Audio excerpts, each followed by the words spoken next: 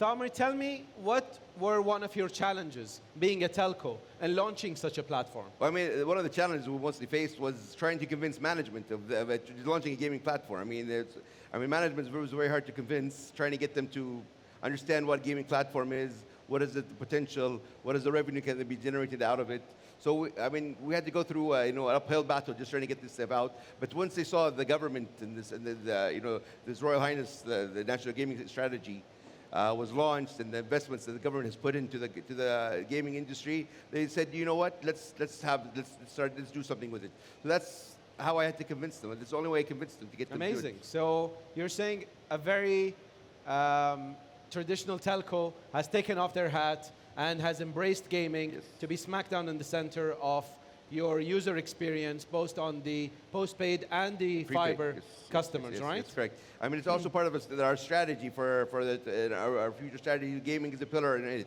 So therefore, we're very interested in gaming. We want to encourage the growth of the community. We're looking at maybe having our own game development house, sponsoring teams and doing this. I want to create the whole community of the gaming community to be associated with Mobaili. We want people to know Mobaili as the gaming hub, the gaming company that is really interested in gamers. So let me ask the crowd here for another question here. So what do you think is important for an adaptation of a game here in Saudi? What do you think is one of the key elements to adapt a game here in Saudi? Please.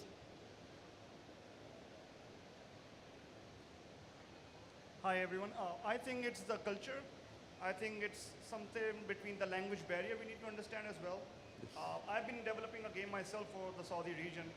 It's mostly associated with the religious aspect, but it's kind of having a board game in it. But in my process, I was actually looking forward to understand the culture itself and the language barrier, what it has to offer to attract more people to play the game and understand its schematics as well. So I think it's the culture in between and the tradition that it has to offer. So how do you summarize that in one word?